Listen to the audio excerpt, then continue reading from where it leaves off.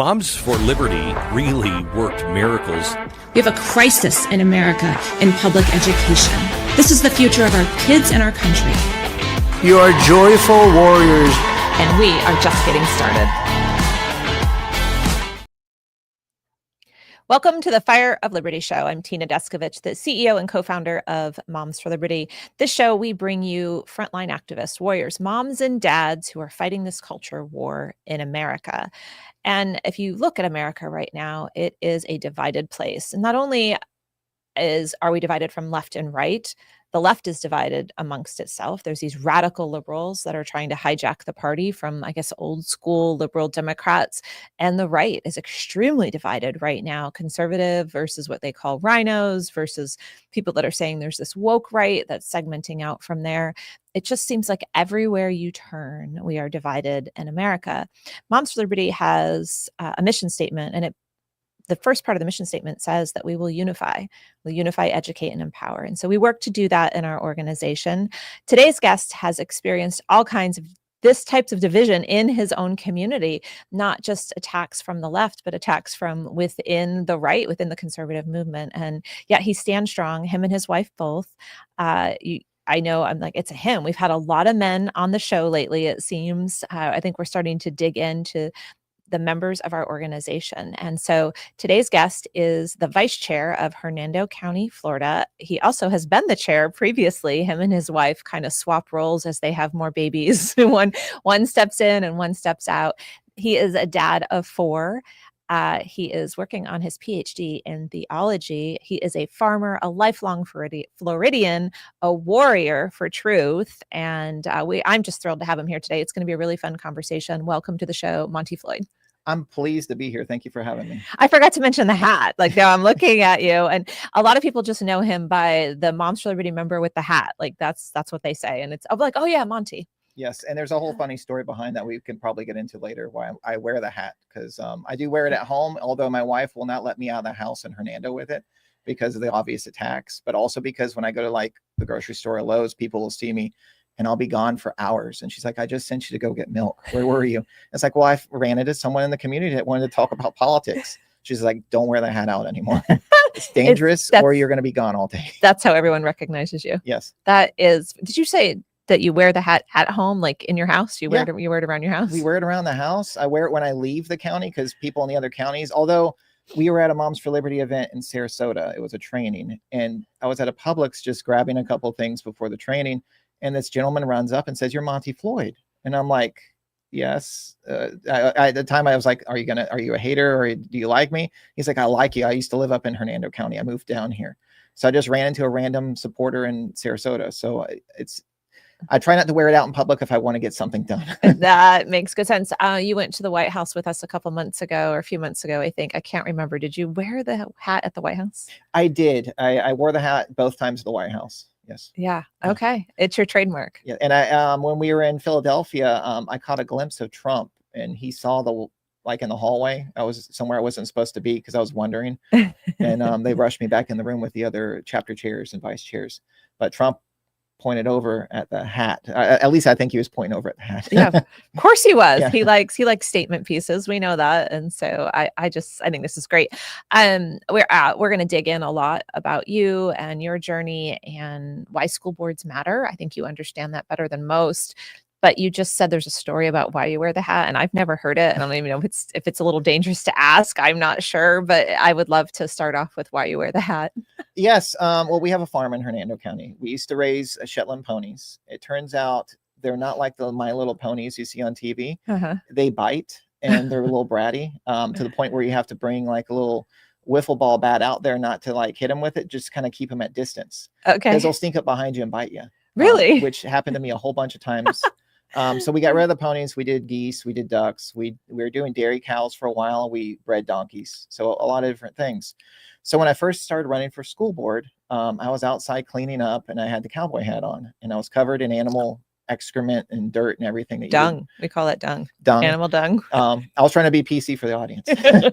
But yeah, I was covered in all that fun stuff. And I was running really late for the local conservative party meeting, the local GOP meeting. as a new candidate. And my wife was like, you're going to be late. You better go. It's like, you should have been there. You should have already been on the road. So I didn't have time to change. I was wearing a hat. So I just kind of like dusted myself off and threw a suit jacket on. I keep one in the truck. And I kind of got up there and I just wore the hat. And ever since then, I just have worn the hat at every event. It's a good statement piece. Yeah. So that's a great story. It also tells us a little bit about you as a farmer and what your life is like at home with Kara and your 4 kids. But I want to just talk about your story a little bit and how how do you go from lifelong Floridian farmer to an activist? At what point in your life did you realize that you wanted to be a warrior for truth? It started a long time ago. I'll kind of give you like the Spider-Man origin story, but summarize it a little bit for time constraints. I wasn't always like, education's a big part of my life right now. I'm working on my Ph.D. in theology. I'm an advocate in the realm of education. But when I was growing up, I was not big in education. I was kind of a troublemaker, a class clown. I didn't see education for what it was. I saw it as a formality that I just had to get through.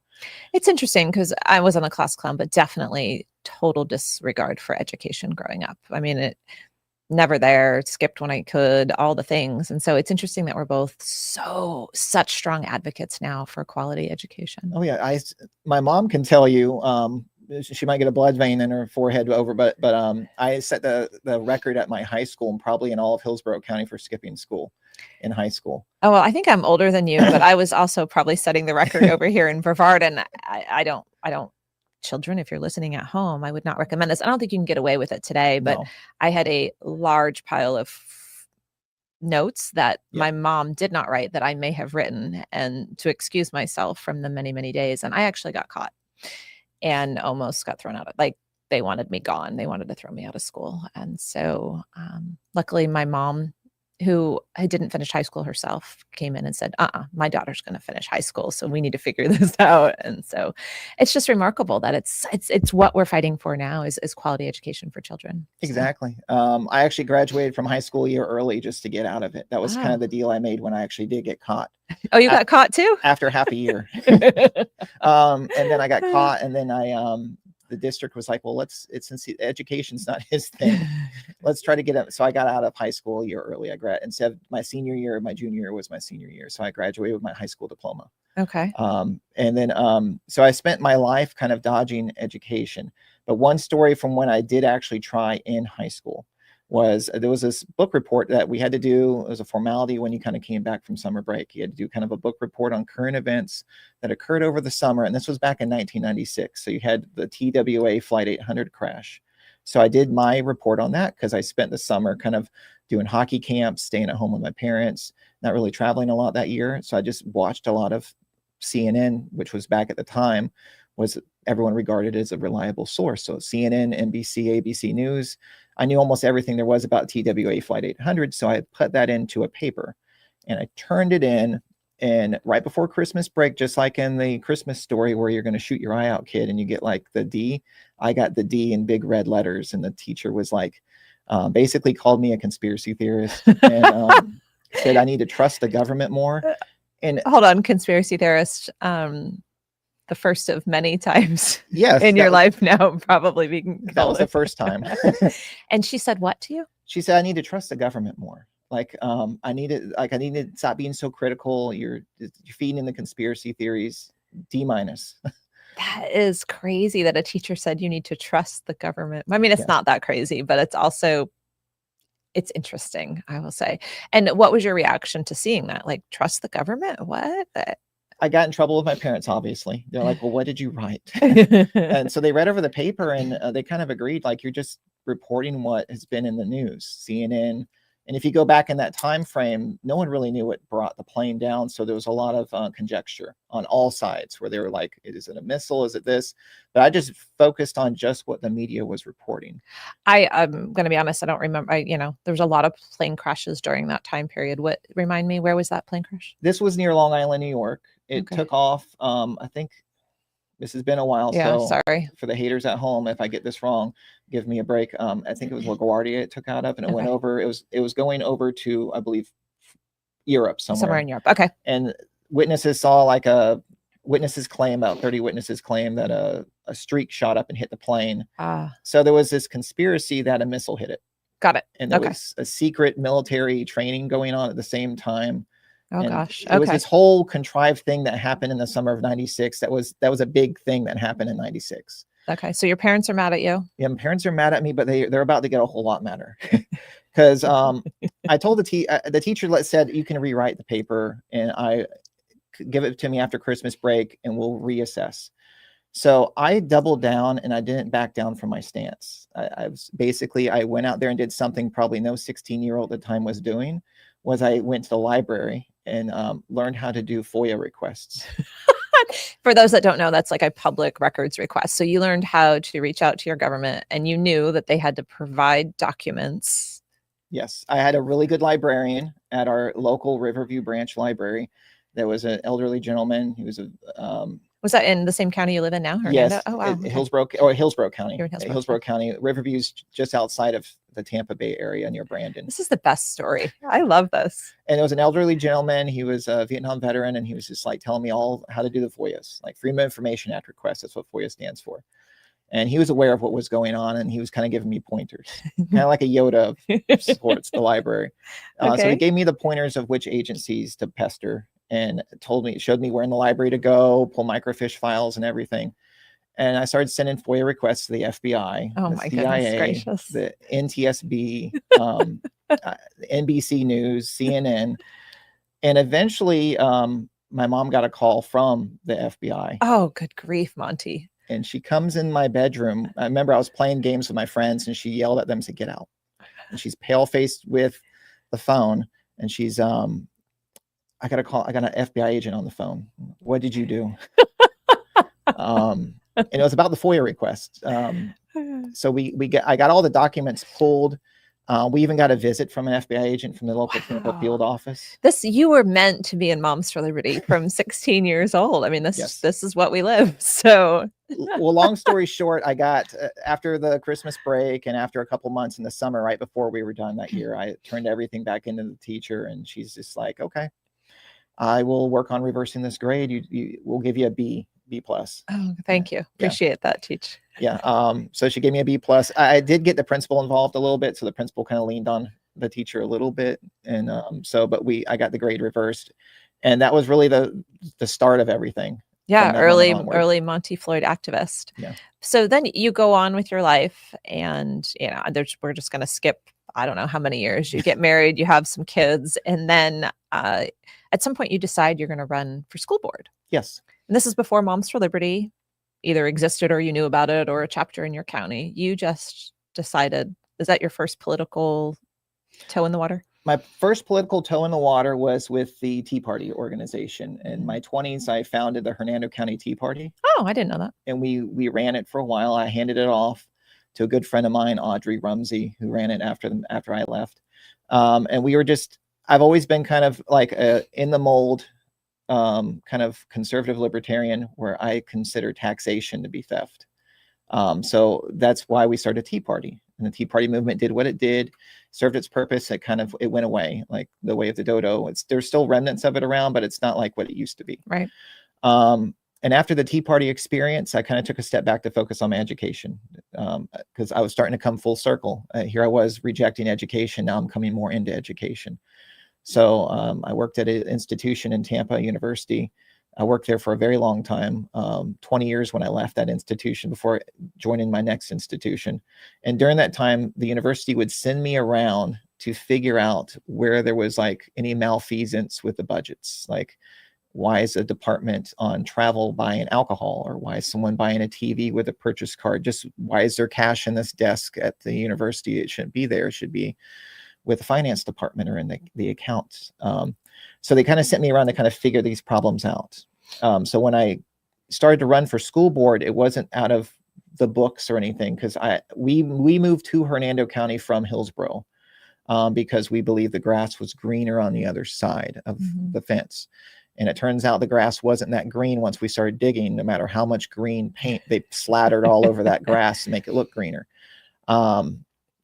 So when I first ran, I didn't run over the books. We didn't know they existed, and we didn't believe they existed. My wife actually came around with the books before I did.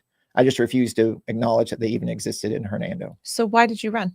I ran for finances. Oh, okay. We figured out there was a lot of malfeasance. The district wasn't building new schools. They still aren't building new schools. The schools are over capacity. The teachers are paid the lowest, perhaps in the state, in Hernando County. I was hearing stuff from special needs ESE teachers where they had to go buy diapers for kids who needed diapers. There was an instance where I was speaking with the county commissioner, and he told me his wife was a school teacher, and there was at one time a blind child in our county, and that blind child didn't have proper transportation. That the teacher had to go pick that child up in their own car. The school bus fiasco, which actually was one of our first big breaks next to COVID.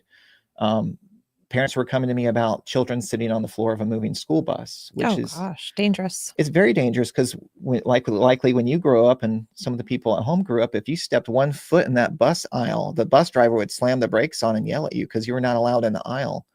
But in Hernando County, we had kids sitting next to the back emergency exit door, sometimes 3 deep down the aisle. And so it was a concern over the finances. The Hernando County the school district was a fat tick on a skinny dog, and us taxpayers were the skinny dog. And our teachers, our students, our parents. Fat tick on a skinny dog. I have a feeling that might not be the only what's the word Southernism Yes. that we may hear in this interview. I think that people can relate to what you're saying because that's happening all across the country. Most school districts have this problem, and property taxes. Oh yeah, big time. Open your bill, people. Look at your property taxes. It's your school district that's using those funds. And so if you're not involved in education, you're not paying attention to what the school board is doing, which is also very common around the country. You need to be. You need to open that tax bill, look at how much of your money is going to the school district. That means you need to get down there and pay attention. Here in Brevard, our school board building is directly across the street from the county commission building. Our school board budget is larger than the county commission budget.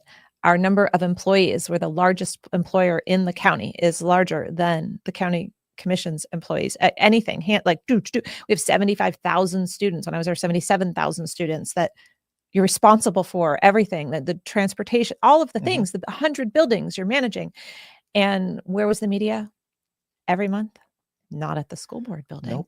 Always at the county commission building. Every article written was what the county commissioner said, what they did, what they voted on. And I'm over there like, hello, look what's going on over here. And it's just, you couldn't before COVID, you couldn't get the traction at school board meetings for anyone to pay attention. And I believe that's by design. So in our county, it's the same thing. Our school board, the budget's more than the county. And when you boil that down, you're talking the sheriff's department, the fire department, the libraries, the roads, all the other county resources. An entire county, the budget's smaller than the school district. In our school district, we're not building schools. Our teachers aren't getting paid right. There's no money for special needs. We're fully funded for buses, but we don't have enough buses.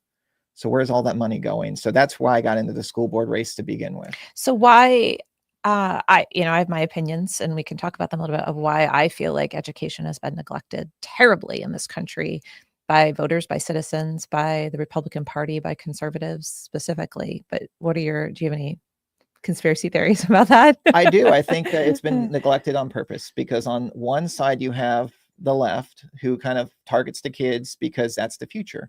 One of the Moms for Liberty members got in trouble not too long ago with their newsletter. Because it was a few years ago now, but it feels the haters bring it up every single day on our social. And they'll probably take this out of context too. So she brought up a quote by Hitler where he was, we have to focus on, I'm completely paraphrasing, completely butchering it, but we have to focus on the youth because that's the future. Stalin said the same thing. Castro said the same thing. There's an endless chain of dictators who just focused on the youth. So that's what she was bringing up.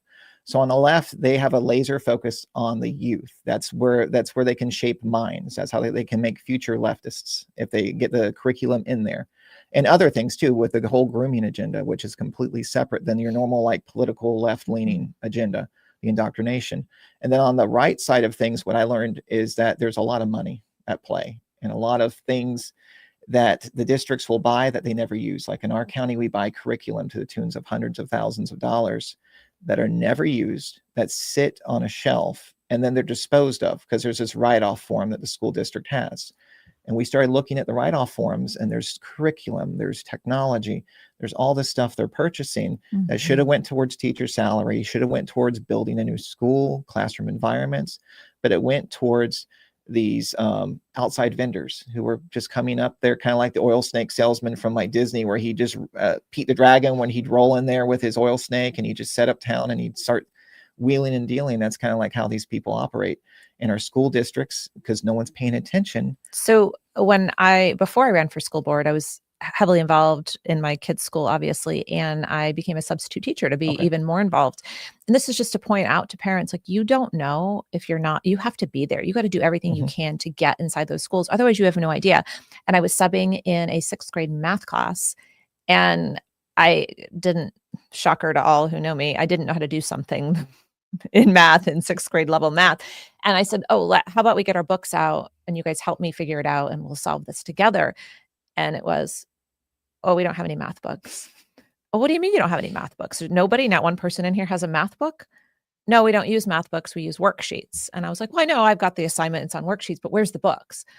Well, there are books. Well, where are they?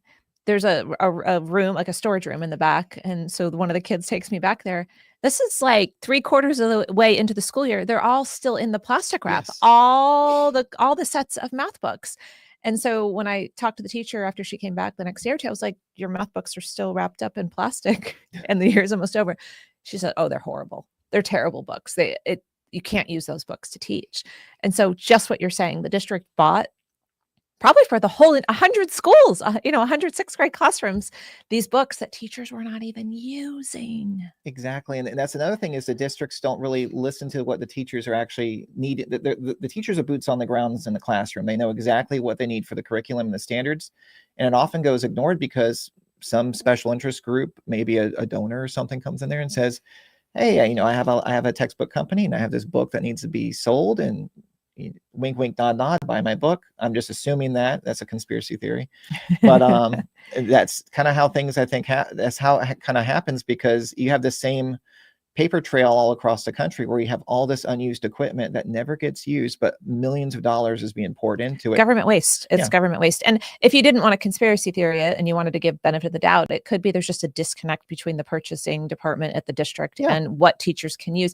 But that's still not okay. It's not good use of taxpayer funds. It's not benefiting the children or the teachers. And so it's a broken system one way or the other. Last week we had Terry Patrick on, and the Fire of Liberty episode, and we talked about she loves the term educational industrial complex. And that's a good term. It's very similar. It kind of leads from last week into this about the money that's being made in education. Oh yeah. We don't have, like with the Department of Defense, they have like a $500 hammer and $1,000 toilet seat. We don't have that. We have $1 million curriculum and math books that you can't use in the classroom. So we have the same kind of thing that goes on. But that's kind of how I got into education and the school board race in the modern sense. There was a lot of just malfeasance and waste going on. So I'm just going to break for 1 second here and just mention Patriot Mobile. They are good friends of ours. You can go to patriotmobile.com, leave AT&T, leave T-Mobile, leave Verizon, and go on over to Patriot Mobile. They're the only Christian conservative mobile phone service, and they actually use the same platforms. So I switched over. I've been an AT&T customer for like 20 years. I mean, I got my phone through AT&T, and I've had it all these years. And I switched over to Patriot Mobile, and I can feel good about where my money is going now, because they are supporters of Moms for Liberty and other conservative organizations that have the same values as you do. So go to patriotmobile.com, get yourself a new phone, set your service up over there. It's super easy to switch over. You can even use your same phone that you have and use the code M4L. Is that the right code, Amy? Just M4L, right? It's M for L, we hope that's the code. I don't think I ran that commercial last week, and I don't remember. So M for L. Yes, it's actually patriotmobile.com/M for L. That's what it is. My memory has been reminded. And so now my guest here is Monty Floyd. He's the vice chair of the Hernando County Chapter. Yes, we have leaders in Moms for Liberty that are men, proudly carrying the banner. And now we're going to talk a little bit about Monty's experience at the school board. But Yes. first, and the reason why I'm talking slow is I'm trying to think about how to tell Amy to put up the photo that we're about to talk about. So you decided that some things going on at the school district were not acceptable. You're running for school board, and it's the masks. I know everyone's tired of talking about COVID and masks, but just hang with me for a minute here, because this one is worth it. As Amy puts this picture up of Monty at his school board meeting, I'm going to have him tell the story, and you just put it up for a minute or whatever, a few seconds, Amy, so that they can see it. Okay. Monty's going to explain why he's wearing this. What's it called? It's a biohazard. It's a U.S. Army bioweapons suit. So he shows up at a school board meeting in a U.S. Army bioweapons suit. And can you just how'd that? What? Well, Hernando County was one of the counties that voted to defy Governor DeSantis's order to lift the masking. A lot of people don't know that. Our county did a really good job of putting out disinformation or making people think that we weren't one of the counties defying the governor. A lot of people assume Hernando is really dark red. And so they just they shouldn't be doing this in defiance of the governor. So I had a choice. I spoke with my campaign team. I either go in there to kind of highlight this because the media wasn't correcting the false narrative that was going out there. And it wasn't right what was being done to our kids. The literature that we have right now showing the developmental setbacks that kids that wore masks, what they face today, it's just horrible. There's been documentaries, all the literature. So I knew I had to do something to kind of highlight this, to let parents in the community know, because when we'd go out and try to on the campaign stump, tell parents that we're masking, they'd say, no, Hernando's not masking. We're not one of the counties. I'd say, yes, we are. So the best way to do something is to kind of get out there and disrupt. I'm known as a disruptor a lot because I just don't take the conventional way. My high school teachers with the FOIA requests and my mom with the FBI phone calls could tell you that much. So I was dead set on getting arrested at the school board meeting that night. I was going to go in there. I was not going to wear the mask. Side disclaimer, we do not recommend at Moms for Liberty that you work to be arrested. Monty was not a member of Moms for Liberty or a leader at the time, but he was running for school board. Yes, at the time, and to add to your disclaimer, our chapter was pending. So our chapter was formed in November, and this meeting took place in September. Yeah, but you weren't applying to be the chair, right? That was your wife, Kara, at the time? Yes, at the time, because she found out about the books. And she was on a whole crusade of her own separate. Mine was finance still at the time. Okay. And then the mask thing that was developing. So when I went to the meeting as a candidate and as Moms for Liberty, I was dead set on getting arrested. My campaign manager is like, why? Why would you want to get arrested? Because it would highlight the fact that Hernando County was still masking kids despite the disinformation campaign that was active, that Hernando County wasn't. So I wanted to highlight that. And so have you ever been arrested before? No, I have never been arrested. I grew up in a police family. Oh my gosh. And I actually went to the academy. I was going to be a motorcycle cop. That's kind of the reason why I just kind of tuned out of school, because I was just counting down the time to graduate so I could join the police academy. Okay. And you weren't concerned about this going on your record? Like you knew this was the path forward? At this time, the police academy ship has sailed, despite my uncle, who is a former chief of police. Every family reunion, he says, even though I'm pushing 50, he's like, you can still join the police force. There's still time. And I'm like, I think that ship has sailed.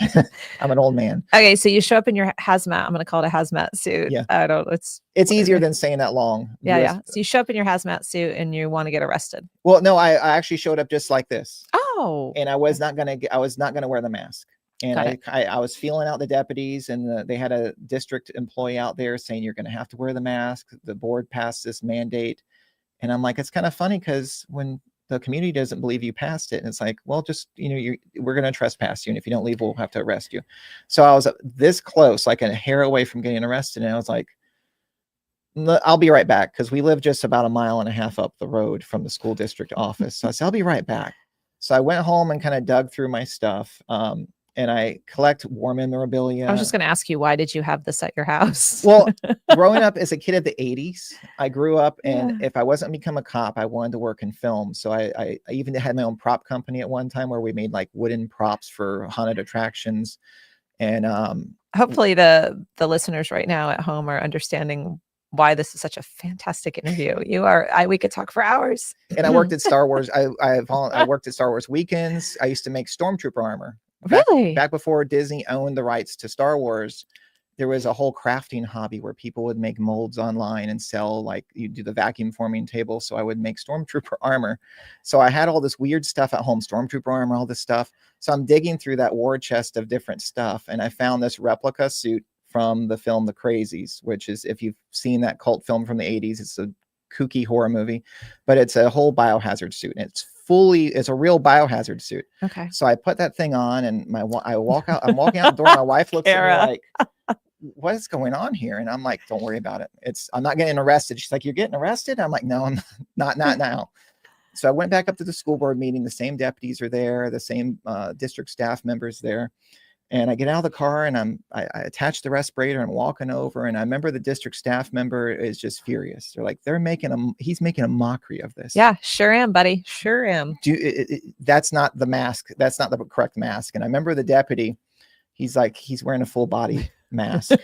Can you take a picture with, and the district employee stomped inside. So I took a picture with the deputies. I went inside and I spoke at the dais, not the dais, but at the podium to the board members about how the masks that they were mandating was the equivalent of throwing a marble through a chain link fence. Based on the scientific literature.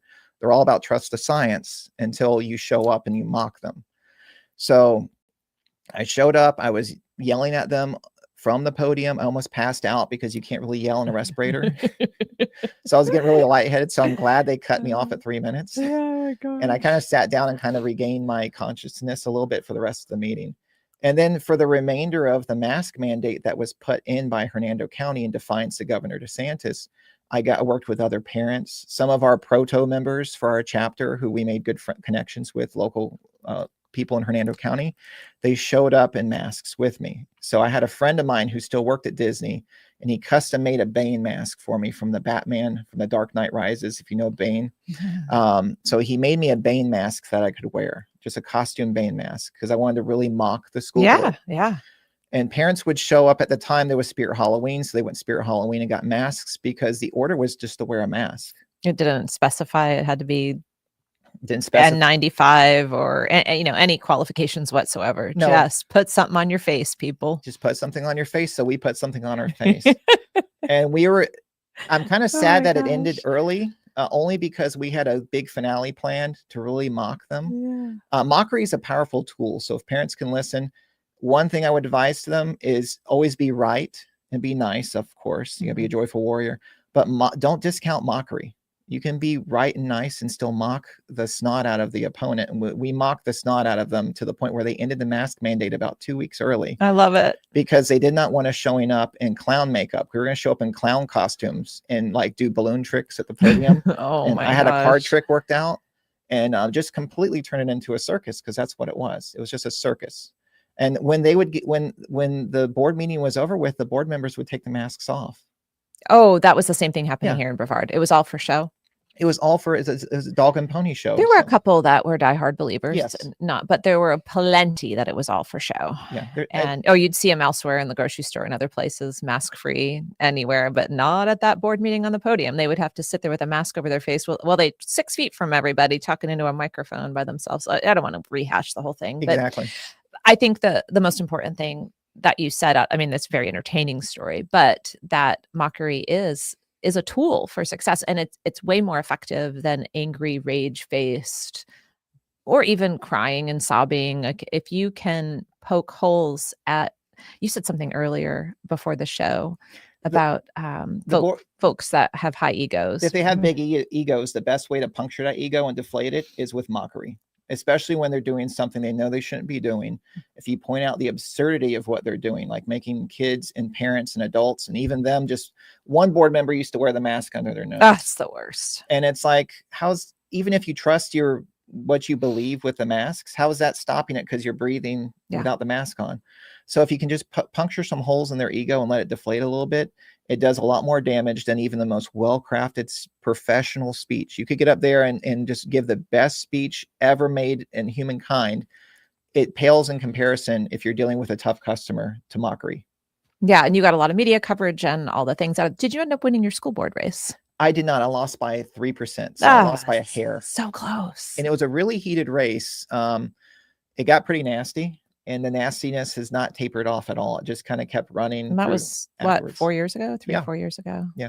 We're still getting threats. We had animals poisoned on our farm. Are you serious? Yeah, I did not know that. A donkey died in our pasture from poisoning. It's still buried about Monty. 6 feet from where it dropped. That's horrible.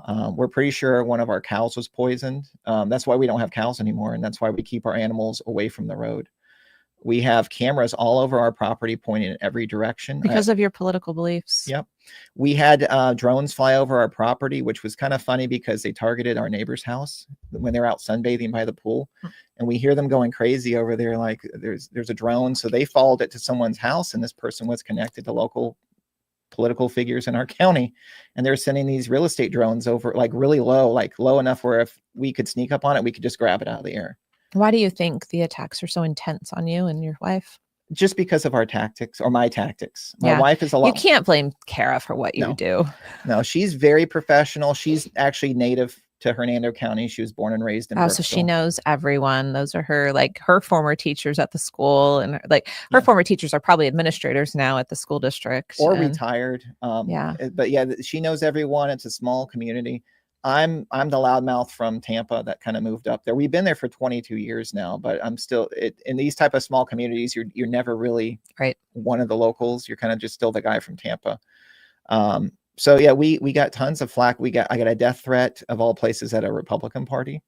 And that's what I said opening this episode. Is your hate from the left? No, it's equally split between the left and the right, which is kind of weird. In our county, and nothing against my haters, but in our county, the left is kind of disorganized, kind of like a clown car type show where they kind of trip over themselves. They can't put anything together.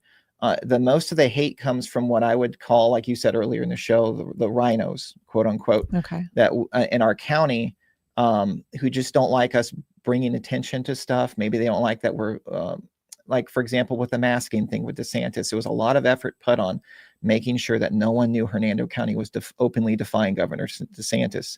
So there's a lot of the powers that be, as I will call them, making the good old boys look bad. And I don't even know if they're boys or girls or whatever, but just the term of the people of Hernando, they protect their community, and you better not come here and make them look bad. Exactly. Mister. And there's a lot of salt of the earth, great people in Hernando, because I actually door knocked almost every door personally in Hernando County. Wow. Which took a long time. Good for you. Tell me about door knocking. We didn't even talk about talking about this today, but I'd love to talk about door knocking, because I think everyone listening needs to hear it again and again and again, how very important door knocking is.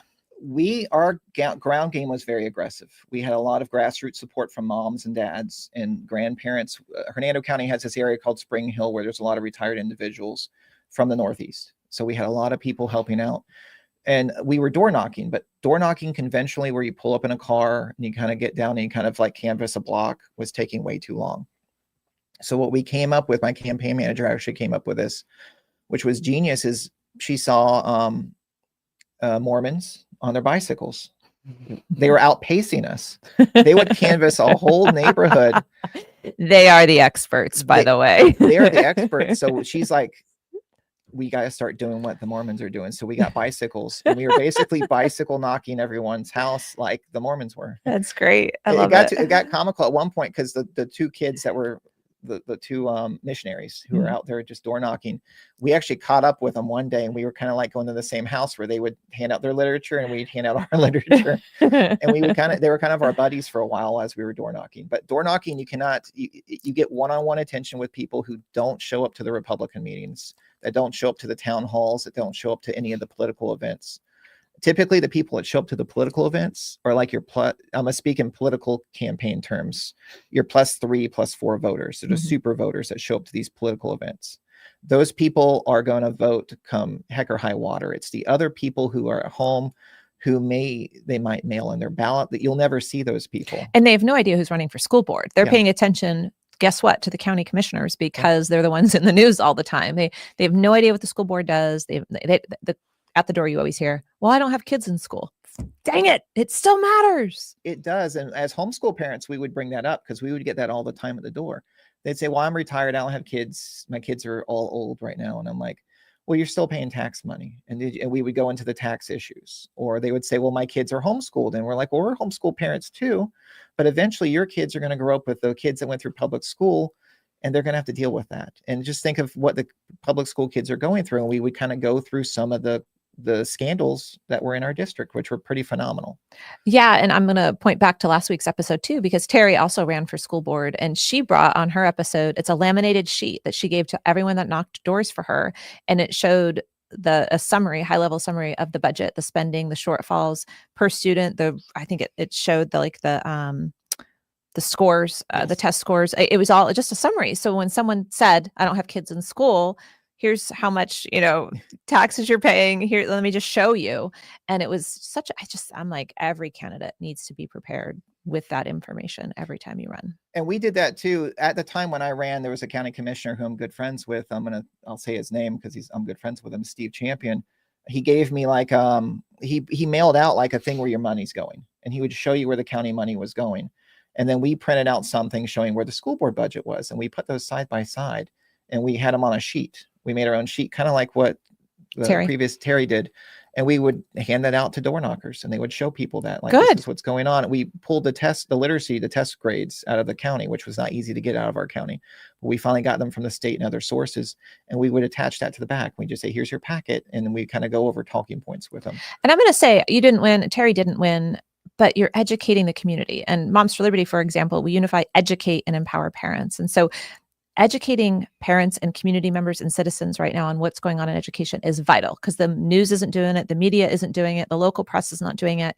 And so just knocking the doors to share that information, in my opinion, is such a huge civic kudos to you for doing that. And I think we probably need to do more of that at Moms for Liberty, even if there's no candidates. Let's just teach everybody what's going on in their local school district. Exactly, because an empowered electorate will make better choices at the polls. And even though we lost, we still got over 30,000 votes in our county, and we're a small county, so that really made a big impact. So after the school board race, we kind of I transitioned into advocacy, full-time advocacy, helping out, because just because I didn't win didn't mean the problems were just going to magically evaporate, especially with the left maintaining a stranglehold on our school board, because I was a swing vote. Since I lost, the left maintained a complete stranglehold over our school board. Oh gosh. And so Kara launches a chapter, a Moms for Liberty chapter, while you're... Yeah. Well, she launched it in November of 2021. So early on. So the chapter was around when I was running for school board. And sadly, there's a school board member that's there right now. He was a Moms for Liberty member, Mark Johnson. He signed the Parents' Rights Pledge. I signed the Parents' Rights Pledge. No one else in our county has signed the Parents' Rights Pledge. Wow. And we've tried to get people to sign the Parents' Rights Pledge in Hernando County. And shame on you, Hernando County. Shame on you. And all it basically says is I'm not going to impact or strip away parents' rights if I'm elected to any office that I'm involved with. It actually just says I'll support a parent's right to direct the upbringing of their children, whether it be in education or medical care or religious upbringing. Like that's all it says. There's no hidden agenda in there at all. No, it's very straightforward. So the fact that myself and one sitting elected official has signed it in the entire county, it's embarrassing. That is embarrassing. Yeah. Let's talk a little bit about, so you led the chapter for a while. Kara kind of started it. You were running for school board. Then I think I'm going to say she had a baby. You all had another baby. Yes. And you became the chair for a while. Yes. We had our youngest son, Maverick. So that's a great name for the two of you to name your child. It was fitting because it was right after the campaign. So we figured Maverick, and all of our kids are named M names. Okay. So it's my oldest son is Monty. My middle son is named Marshall, after Marshall University. My family's from West Virginia, so Marshall University. My daughter's named Madeline, and then our youngest son is Maverick. So they're all M names, which makes it very confusing when they do something wrong, because you want to quickly say something, and you're always tripping over the name. Yeah, that goes on in a lot of homes. My mother, there was 4 of us, and we get called all 4 names. Before whoever you were, your name was last after she called you the 3 others. You just cycle through it, eventually you get the right one. Yeah. And so let's just talk about you leading a chapter. It was interesting. It was a completely different dynamic, because going from a school board campaign to actually running an advocacy nonprofit chapter. And I'm used to nonprofit work because I kind of work in my work in higher ed. It bleeds over into nonprofit in various aspects. So I wasn't a stranger to that side of it. I was a stranger just to kind of running an advocacy. It's different than school board, completely different than when you're on the campaign trail. Because on the campaign trail, you're looking for votes. Mm-hmm. And in advocacy, you're looking to open minds. which you kind of do on the campaign trail too, but it's more or less just trying to lock down votes and kind of trying to reach out to everyone in the community, give them your agenda. Whereas with advocacy, you're not trying to like more or less like check a box or win like a contest. You're out there just trying to educate. So it's a big difference. People keep coming to me, oh, we really hope you'll run for this, or will you run for that, or I hope one day you'll seek higher office. And I'm always like, no, I sat on a school board. It's a different mentality. You are serving your community and your public, which I loved, but you're serving your meeting. You have to be careful, right? You have to be very monitored, very measured. You are representing them. Exactly. And so you have your own moral code, your own values, your own principles. And for me, and I would stick to them, which is probably why I lost the election ultimately. But I also have to make room to represent half of the community that doesn't agree with me on things and bring that in together. When we have an organization that this is what we stand for, it's so much easier just to be bold and brave, and you don't have to make, allotments for this other people that vehemently disagree with you. And so I love the advocacy work. I didn't know I was going to. I'm not sure what your thoughts are on that. No, I love it because, and that's kind of like what you were saying. It's different because I'm not representing just Monty Floyd. I'm representing the entire organization. So the joyful warrior phrase, sometimes I can be a little bit of a curmudgeon. So I had to adopt a joyful curmudgeon stance, which was, it was a little bit of a challenge, but I eventually got my head around it. So, but yeah, it's when you're running an advocacy group, you are representing that cause. And it's even better when you actually stand up for that cause. Like I completely support Moms for Liberty's agenda, what it stands for, what it embodies. So it made it that much easier. But as far as, I think my phone's vibrating. I'm going to turn it off. It's fine. Okay. It's fine. But but like, for example, when I worked at Disney a couple of summers for Star Wars weekends, when you're there to represent the mouse. You're not there to represent Monty Floyd. You're not there to represent, the people don't need to know you're a Florida Panthers fan. They don't need to know that whatever, you're there for the mouse. So when you're doing advocacy work for Moms for Liberty, I'm there for Moms for Liberty, but it makes it better because I share the agenda. So it's even better. It's even better than working at Disney or anywhere else. It's better than working at Disney. Whoop! Yeah. I love that. Not that I don't know, I have my own opinions of Disney living here my whole life. So, but Disney, it's a quality place. It's beautiful. People love it. The one thing about Disney that I respect is the protection of their image and their brand. That big time.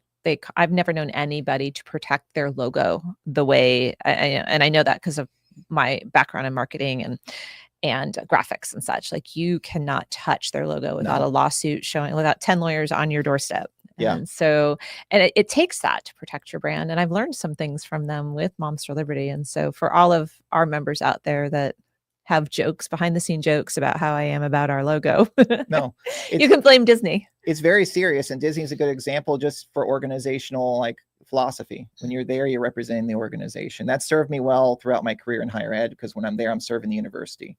I'm not there to serve my own interests in any way.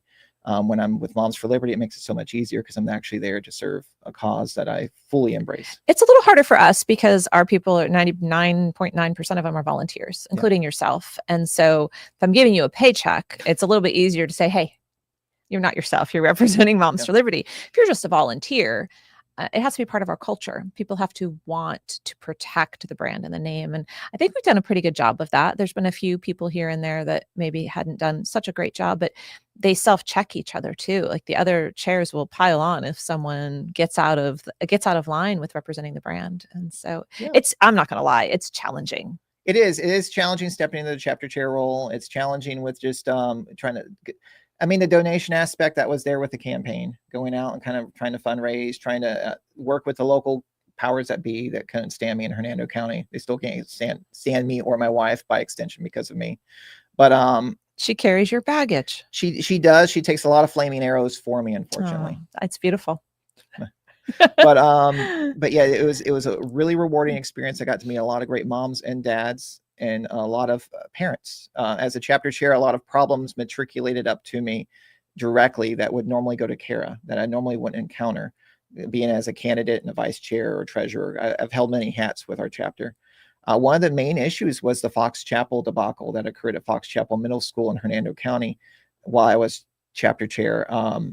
we had an issue where there was a biological male that was transitioning to be a female. So he was taking the growth hormones and everything for the surgery. And this occurred in March of 2023. So it was almost right after the election. The individual made remarks in class to the students where, depending on, I'm going off the police report, where he threatened to hurt them. He threatened to harm them, to kill them. The assistant principal at the time called in the guidance counselor, called in the school resource officer, and then a cover-up ensued with the district. And this was right on the heels of the Nashville shooting, which took place. So this was the same window. And the cover-up was that they just let the teacher go back into the classroom on Monday around the kids. So the kids were complaining to their parents that they don't feel safe in their classroom, that the parents are trying to get answers from the district. The district is telling them, your kids are making it up. Oh, what a mess. There's nothing going on. It's completely safe. And then I get, we're getting flooded with calls from parents and stuff because they're reaching out to us because they're getting completely roadblocked at the school district level, at the county level. Like no one, the county didn't know what was going on because they're not involved, but they're not getting answers. So they're coming to Moms for Liberty. So 3 weeks goes by of this where parents, it's slowly building up steam like a kettle about to boil over. And right before this thing the lid kind of blows off, someone with the district tells one of the local reporters that, oh yeah, something did happen, but it was because Monty Floyd was harassing that teacher and made them snap. So they basically put the target on my back. Wow. I didn't know what was going on. We kept our mouth shut because we didn't want to report on something if it wasn't true, because we get a lot of false positives where people say something happened and we look into it and there's nothing there. So Kara comes out while the baby's taking a nap, and I'm out there again, sweaty, covered in dung. It's a farm work. And then she's like, they're basically blaming you for this Fox Chapel thing. What's going on with it? So I kind of briefed her. So I went on social media and I'm covered in the dung. I have the cowboy hat on and everything. And I'm like, I got $500. Here's my address. And we blinked the address on the screen. On your home address? Yeah. Come to my farm. And if you have proof that I harassed this individual at all, give it to me. You got $500. No one came. And that story evaporated back into the woodwork. Good for you. And then that really ticked me off because I was like, okay, there's something here. This isn't just like a false positive. So we got the parents together. We went to the next school board meeting, and the school board's consistently throughout the meeting, like parents are demanding answers. The school board is completely silent as always, well, right? They're silent, and they're trying to like go back to the script where it's like, there's nothing going on. Like, look, we have the kids here to sing Pledge of Allegiance. This one school board member went, the person I was running against was doing this whole thing where she's actually concerned in the schools, but she sent someone to videotape and she didn't do anything. They just put her video up there. But they were doing this whole scripted thing. So at the very end of the meeting, it got really heated. The parents were just fed up. We're like, what's going on? And the superintendent at the time, which was total gaslighting is what it is. It is. And the superintendent's like, we'll talk to you later after the meeting. Like, let's keep it on the down low. And I remember telling the lieutenant there, I said, we're gonna get an attorney and we're gonna sue the sheriff's department if you don't produce a police report, because it was a school district sheriff's department. They were both like not being forthcoming over what happened. And your public records rights because you've been living them since you were 16. Exactly. We were going to get the records. So the lieutenant, after the meeting was over, he said, you'll have the records tomorrow. Just stop by the sheriff's department. So we got the records, and it just kind of exploded. It went on Newsmax. It went on Fox News. Jack Posepik even looked into it. It turns out, according to his investigative work on this, that one teacher not only made threats, but they were also, and this is very disturbing, they were having kids design tattoos that he was going to put on his inner thigh. What? Yeah, like design it. And that teacher was married to a mermaid, another teacher who identified as a mermaid. Oh, good grief. This is the first time hearing of all this. There's a whole Newsmax interview on this out there. We worked with Sarah Weaver with the Daily Caller, who helped explode this along with other people. And it turns out that the mermaid and the teacher was also good friends with another teacher who was a furry. Oh, good grief. Who tried to flip over our Moms for Liberty table during my campaign. Oh, wow. When my wife was there. She was there with a couple of our members, and she went over there and she was taking issue that we had copies of the books that we found in the library on our table. because we went out there and actually got the actual copy so people could put hands on it. They always, when you open genderqueer, you're like, oh, this is what you're talking about. I thought you were talking about this lovely book I read when I was 15. Oh, no. We had Tricks, we had Lucky, we had Genderqueer, we had all the hits. We had them there with a sticker of the school logo. Good, of where they were. And we flagged all the pages showing the bad content. That was why we were taking issue with it. Educating again. Good job. So this one person went over there, tried to flip the table. Her husband, who was, I didn't see the husband and wife filled me in. It was this giant man, bigger than me, wearing a dress with pigtails and stuff, that tried to pull her off the table. So that's when I was like, okay, this is even crazier than when during the campaign happened. So during my time as chapter chair, I really got the blindfold ripped off, because I saw like even worse. Like during the campaign, we knew the books were there. We knew there was financial stuff going on that shouldn't be happening, and they need an audit. That's what I campaigned on. We have to audit the district. Yeah. And we got so much hate over the audit comment. They're like, well, we already audit. I'm like, well, I don't trust your auditor. We need an actual independent auditor. Well, you're in a small community. And so Brevard isn't nearly as small, but it has a lot of the same mentality. And it's like, my sister-in-law is on the school board, and my childhood friend's mom is the superintendent now. And I trust these people. I've known them my whole life. And so you can't go you need an independent audit. That means you don't trust them. That means you think that my childhood friend's mom is dishonest, which isn't the case. Maybe they're incompetent. Maybe they've overlooked something. Maybe there's just accounting errors. Maybe they're not perfect. Like, an independent audit isn't a threat on your community, people. It's not saying that everybody's dishonest, but it's good fiduciary responsibility of the funds that we're taking. In your terms, we're stealing money from you by taxing you. And I'm just using your terms there. We need to be responsible with those funds.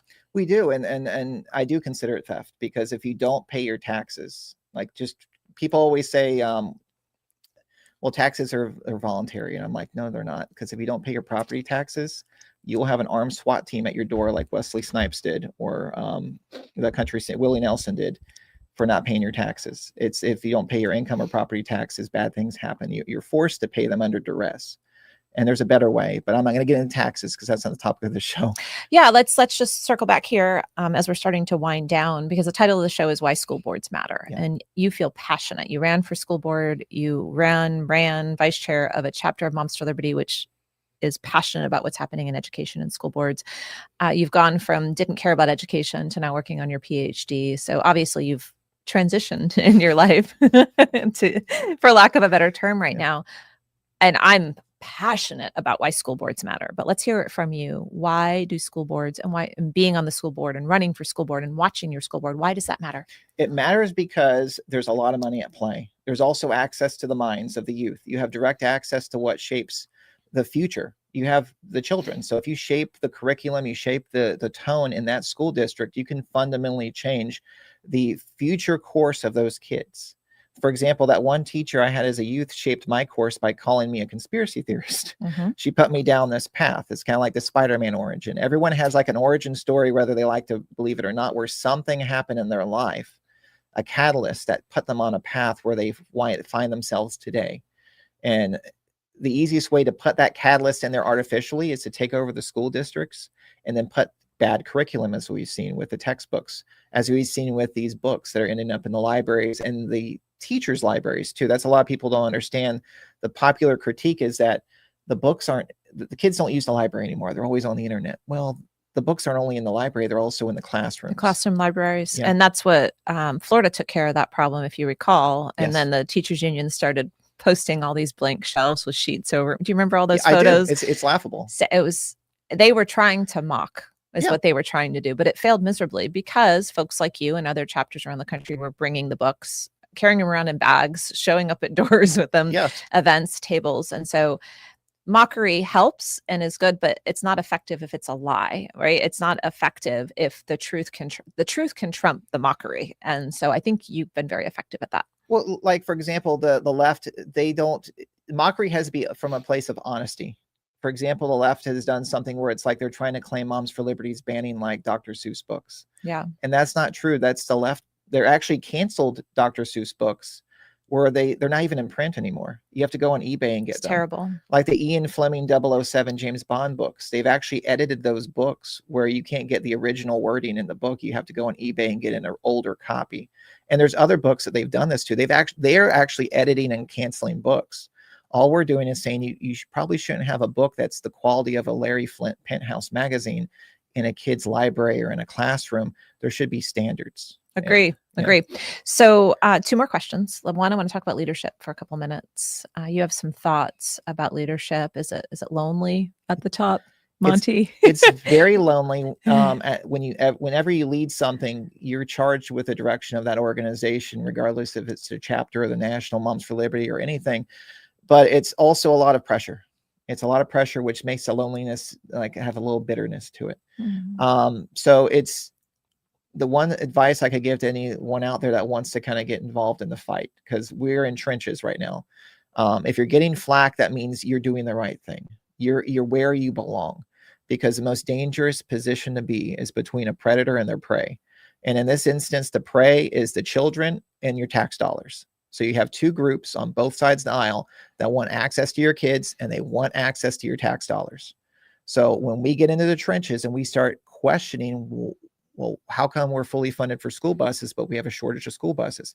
Why are we spending $1 million on curriculum we never use? Why aren't we building new schools? Why are our teachers paid so low, but we're taxed so high? And you want even more money? You're going to get flack when you start going in there saying, why do you need a sexually graphic book like Lucky, which is about a graphic rape? Why do you need that around young, impressionable kids? Before I started down the road of theology, I was preparing myself for a Ph.D. in psychology. I want to do developmental psychology. So I did a lot of literature review on that. And it's the most harmful thing you can do is to basically, because their argument's always, well, Lucky helps people who have been through that. And it's like, that's not the case. That's not what the literature backs up. You cannot take someone that has been horribly abused and then throw a book at them about abuse. Immersion therapy doesn't work like that. If that's the best we've got to offer a child who's been abused at that level, we are in bad shape as a society. We are failing them miserably. We're failing them horribly. So there's really no defense for any of that stuff. So when you take a stand on stuff like that with leadership, you're going to be alone, because people are afraid of the radioactive fallout, because you're going to get a lot of haters. And I have an endless supply of haters, to the point where we have security cameras. I double down on them on the library committee for our county. And I'm getting hate over that, just because there was a book in our public library in the kids section, 13 Reasons Why, which is a book. Oh, yeah, about suicide. Yeah. And there's actually there's CDC, NIH literature about how the Netflix series actually caused a rash of suicides, an increase, according to the literature that's out there. And the book contributed to that. Why are we having that around teenage kids in our public library? So how do you keep standing with under threat, your family's under threat, your farm animals poisoned? Why do you keep standing? And how do you keep standing? Why don't you just say, enough, I'm going to turn in, serve my family, go to work, and stop the activism? Once you take I'm gonna pull something from the Matrix. Once you take the red pill, you can't undo that. You can't be plugged back into the Matrix, so to speak. So once you start seeing all the stuff like the Fox Chapel at Gulf Coast Elementary, where we had a principal who was dating a convicted pedophile, and that pedophile had access to the school for weeks without anyone knowing, until a PE teacher told us, and then the PE teacher got fired. Wow. Not the principal. So and there's other instances where there's like abuse going on. We had an international teacher that our district's doing something to shortchange the teachers, where they're outsourcing education, where they're bringing international teachers in who make less and they don't get benefits. And the teachers union sells it to the teachers that it's a positive for them somehow. It's really not. They're just shortchanging them. We had one of those teachers. We actually had a couple of them slap kids. So when in the books and everything else that's going on, I mean, we almost had a mass shooting at Fox Chapel. What makes you stay? It's because if I back out, who else is going to fight? If not me, then who? If not me, then who? Someone. If not now, then when?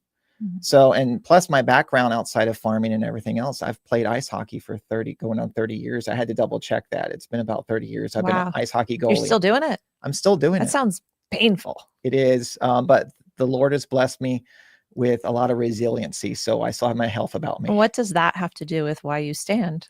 When goalies are trained to survive like pressure that would make normal people crack. We're trained on that to thrive under pressure, to rebound. And if we make a mistake or we get beat down too much, we just brush it off and keep coming. So after being trained on that for 30 years since I was a little kid, in my office, I still have my goalie masks up on my wall to keep me, to kind of ground me. I look up at them whenever like the pressure starts like build up too much. I kind of look back at those masks to kind of reset myself. And I go, okay, I'm not going to back down. I'm going to keep going. So I've developed this really pig-headed stubbornness that no matter how hard you hit, no matter what you do, I'm just going to bounce back even harder. I'm going to hit you harder than you hit me. And it's just going to keep going and going. There's not enough of you to take me down. So I'm going to keep going come hell or high water. I think we might need to get you to do the next Moms for Liberty chapter chair training about how to keep standing. That's amazing. Okay, last question as we wrap it up. Joyful warrior. We mentioned it a little bit that it would maybe struggle for you. At least it was in the beginning. I don't know if it still is. What does it mean to be a joyful warrior? A joyful warrior means to basically smile and just carry forward knowing what you stand for. We stand for safeguarding kids and protecting parental rights. No matter what is thrown our way, we have to keep smiling and chugging forward, show our resiliency, show our spine, show our resolve, and just keep going forward. Like Teddy Roosevelt said, you got to be the man in the arena or the woman in the arena. And that's where we belong. That's just like one of our taglines in Moms for Liberty. We're here for a time such as this. I believe the Lord guided me, despite my pig-headed ways, into education, no matter how hard I fought.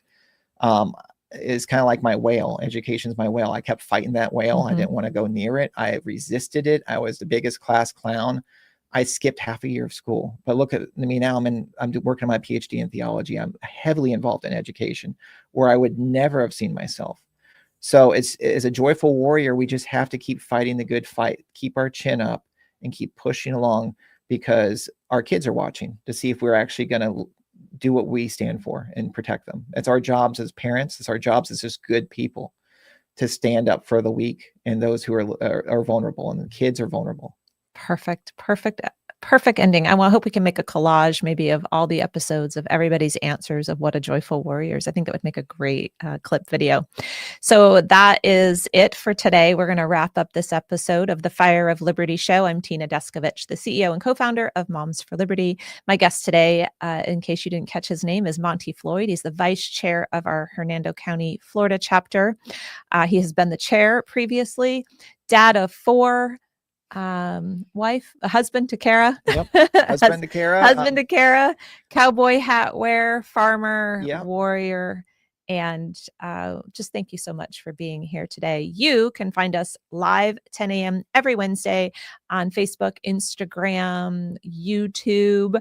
And then you can catch us later on Apple and Spotify. Please download the show, subscribe to it, like it, give it 5 stars, give it some comments to help boost it so more people can find it.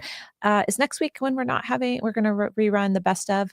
The next 2 weeks, actually, through the break, we're just going to rerun 2 of the best, most popular shows that we have ran in 2025. And we'll actually be back live after the first of the year. And we are looking forward to seeing you. I hope you all have a great Christmas, a happy New Year.